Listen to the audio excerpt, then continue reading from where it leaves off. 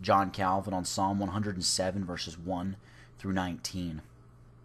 O give thanks unto the Lord, for he is good, for his mercy endureth forever. Let the redeemed of the Lord say so, whom he hath redeemed from the land of the enemy, and gather them out of the lands, from the east and from the west, from the north and from the south. They wandered in the wilderness in a solitary way. They found no city to dwell in. Hungry and thirsty, their soul fainted in them. Then they cried unto the Lord in their trouble, and he delivered them out of their distresses. And he led them forth by the right way, that they might go to a city of habitation. O that men would praise the Lord for his goodness, and for his wonderful works to the children of men. For he satisfieth the longing soul, and filleth the hungry soul with goodness. Such as sit in darkness and in the shadow of death, being bound in affliction and iron, because they rebelled against the words of God, and condemned the counsel of the Most High.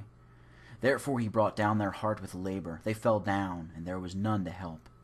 Then they cried unto the Lord in their trouble, and he saved them out of their distresses. He brought them out of the darkness and the shadow of death, and brake their bands in sunder. O that men would praise the Lord for his goodness, and for his wonderful works to the children of men. For he hath broken the gates of brass, and cut the bars of iron in sunder. Fools, because of their transgression, and because of their iniquities, are afflicted. Their soul abhorreth all manner of meat, and they draw near unto the gates of death. Then they cry unto the Lord in their trouble, and he saveth them out of their distresses. Then they cried to the Lord in their trouble, and he saved them from all their distresses. Those who are wandering in desert places are often pinched with hunger and thirst in consequence of finding no place in which to lodge. And who, when all hope of deliverance fails them, then cry unto God. There may be not a few whose hope does not center on God, who, nevertheless, are constrained by some invisible disposition of mind to come to him when under the pressure of dire necessity. And this is the plan which God sometimes pursues, in order to extort from such persons the acknowledgement that deliverance is to be sought from no other quarter than from himself alone. And even the ungodly, who, while living voluptuously, scoff at him, he constrains, in spite of themselves, to invoke his name. It has been customary in all ages for heathens, who look upon religion as a fable, when compelled by stern necessity, to call upon God for help.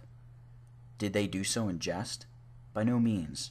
It was by a secret, natural instinct that they were led to reverence God's name, which formerly they held in derision. The Spirit of God, therefore, here narrates what frequently takes place, namely, that persons destitute of piety and faith, and who have no desire to have anything to do with God, if placed in perilous circumstances, are constrained by natural instinct, and without any proper conception of what they are doing, to call on the name of God.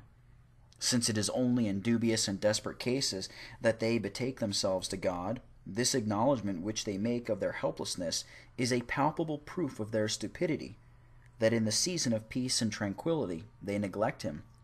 So much are they then under the intoxicating influence of their own prosperity, and notwithstanding that the germ of piety is planted in their hearts, they nevertheless never dream of learning wisdom, unless when driven by the dint of adversity, meaning to learn the wisdom of acknowledging that there is a God in heaven who directs every event.